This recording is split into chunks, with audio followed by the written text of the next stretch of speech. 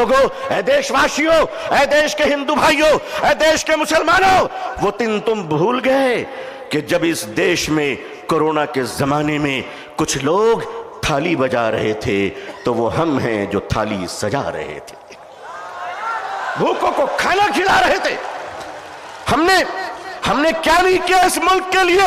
अरे तुमने हमें कुछ नहीं दिया, तुमने हमें रिजर्वेशन नहीं दिया, फिर भी हमने तुम्हें एपीजे अब्दुल कलाम दिया है। जमीन पे आपकी नजर क्यों पड़ गई?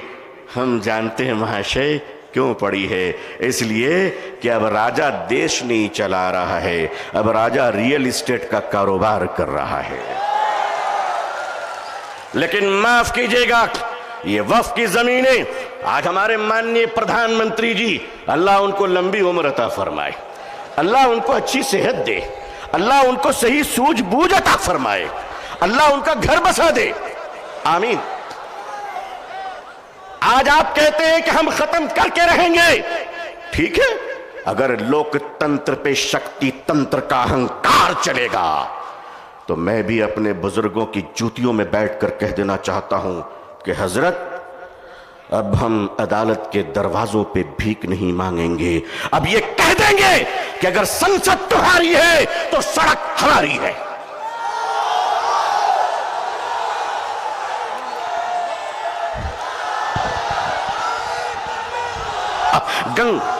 ऐ मेरे देश के हिंदू भाइयों, जिस गंगा के पवित्र जल से तुम स्नान कर कर पूजा करते हो, उसी पवित्र जल से हम भी वजू बनाकर मस्जिदों में नमाज पढ़ते हैं। खुश रहिए। सामीन इज़ाम, हमारे दीन कर्नाटका, ये जो आज इस मैदान में सरों का उमड़ता हुआ सैलाब है, वह अपने नौकरियों की तलाश में यहाँ नहीं आया है, बल्कि गुलाम मुस्तफ़ा बनकर आया है सल्लल्लाहु अलैहि वसल्लम।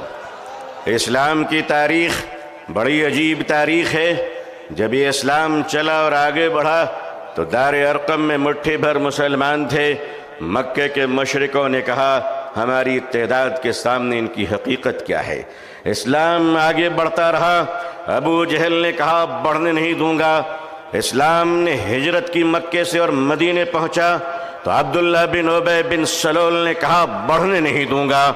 इस्लाम आगे बढ़ता रहा, यमन गया, शाम गया, कैसर और किसरा के सल्तनत में इस्लाम दाखिल हो गया। जालिम कहता रहा, आगे बढ़ने नहीं दूंगा। तातारियों के जुल्म की दास्तां ये कहती है कि उन्होंने सरों के मीनारे बनाए थे और कहा था कि इस्लाम को हमने मिटा दिया। दुनिया के जालिमों ने यह फैसला किया था कि इस्लाम के चिराग को जलने नहीं दूंगा। खुदा का फैसला था कि इसे हम बुझने नहीं देंगे। इधर आ सितमगर, हुनर आजमाए, तू तीर आजमा, हम जिगर आजमाए। ऐ लोगों, तुमने क्या समझ रखा है?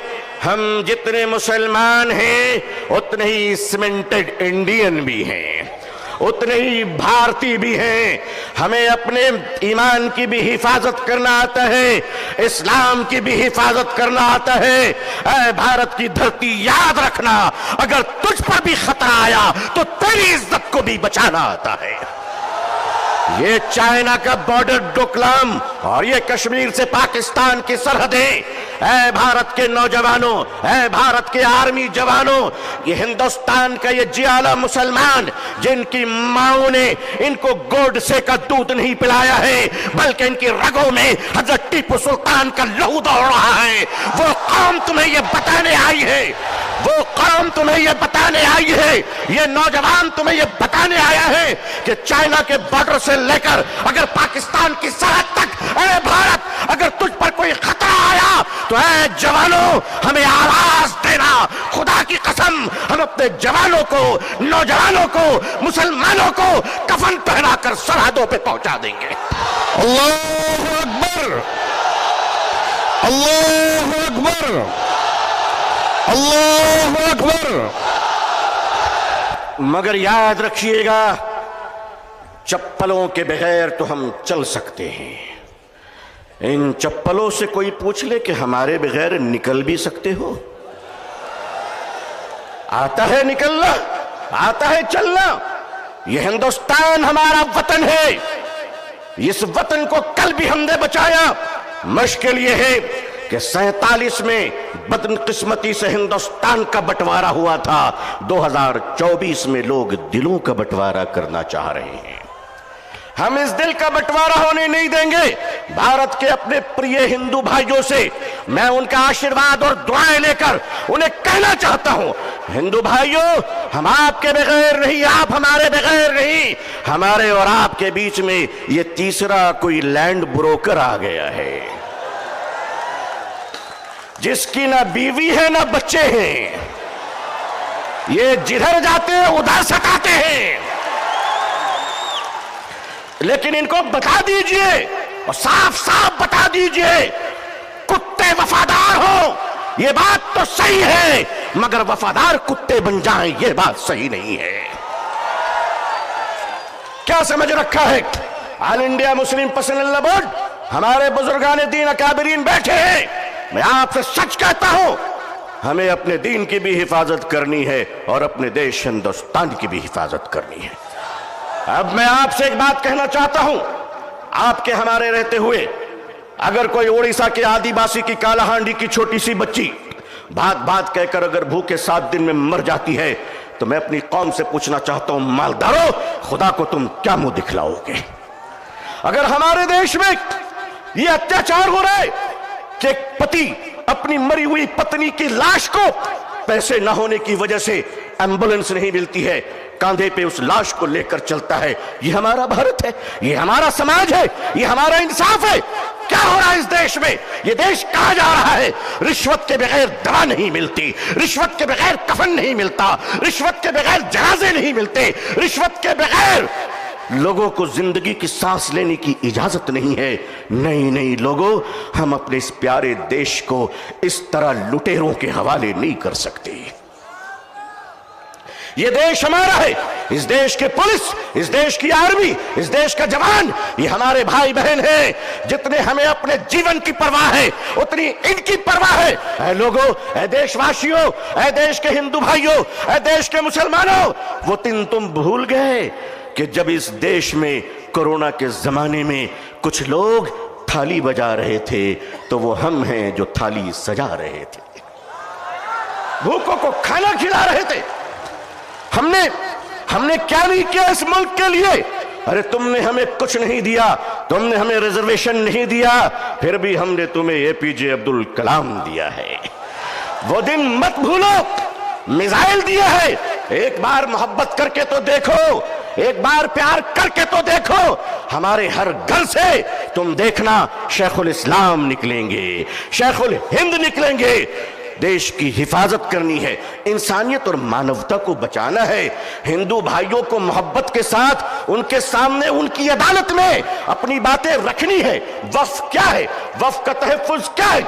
ये बिलीवर्स की चैरिटी है। वक्फ की जमीनें जो हमारे पूर्वजों ने, हमारे बुजुर्गों ने, हमारे पुरखों ने, हमारे बाप दादाओं ने एक चैरिटी की थी, मानवता के लिए, इंसानियत के लिए, लोगों के खाने पीने के लिए, लोगों को जीने के लिए। आज उस जमीन पे आपकी नजर क्यों पड़ गई? हम जानते हैं महाशय क्यों पड़ी है। इसलिए कि अब राजा देश नहीं चला रहा है, अब राजा रियल एस्टेट का कारोबार कर रहा है। लेकिन माफ कीजिएगा, ये वक्फ की जमीनें आज हमारे माननीय प्रधानमंत्री जी, अल्लाह उनको लंबी उम्र अता फरमाए, अल्लाह उनको अच्छी सेहत दे, अल्लाह उनको सही सूझबूझ अता फरमाए, अल्लाह उनका घर बसा दे, आमीन। आज आप कहते हैं कि हम खत्म करके रहेंगे, ठीक है। अगर लोकतंत्र पे शक्ति तंत्र का अहंकार चलेगा तो मैं भी अपने बुजुर्गों की जूतियों में बैठकर कह देना चाहता हूं कि हजरत, अब हम अदालत के दरवाजों पे भीख नहीं मांगेंगे। अब ये कह देंगे कि अगर संसद तुम्हारी है तो सड़क हमारी है।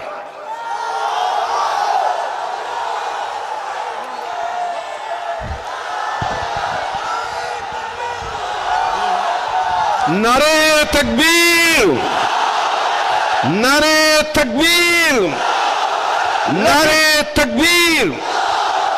लेकिन जब मुसलमान सड़क पर चलेगा तो एक तिनका नहीं जलना चाहिए, किसी बस पे पत्थर नहीं चलना चाहिए। संविधान के अंदर, लोकतंत्र के अंदर अपनी आवाज को बुलंद करना है और इस देश के हिंदू भाइयों को भी प्रेम से अपने गले लगाकर अपनी बात रखकर इंसाफ की लड़ाई लड़नी है। ये देश किसी एक जाति और धर्म का नहीं है, हम सब मिलकर हैं और मिलकर रहेंगे इंशाअल्लाह। ऐ मेरे देश के हिंदू भाइयों, जिस गंगा के पवित्र जल से तुम स्नान कर कर पूजा करते हो, उसी पवित्र जल से हम भी वजू बनाकर मस्जिदों में नमाज पढ़ते हैं। खुश रहिए, आबाद रहिए, अल्लाह आप सबको खुश रखे। बेंगलोर की ये तारीखी सरजमीन, ऑल इंडिया मुस्लिम पसंदीदा बोर्ड का इजलास, ये तारीखी इजलास है जहां फैसले भी हुए हैं, तत्हीर भी हुए हैं, जुरत किरदार और हिम्मत हक गोई का मुजाहरा भी हुआ है। अकाबिरीन की खिदमत में सैकड़ों सलाम पेश है, आपकी जुरत को सलाम है। लोगों तैयार रहना, अगर अकाबिरीन आवाज दे तो अब अगर जिंदा हो तो जिंदा होने का सबूत पेश कर देना। अल्लाह खुश रखे। आखिर दावाना अल्हम्दुलिल्लाहि रब्बिल आलमीन।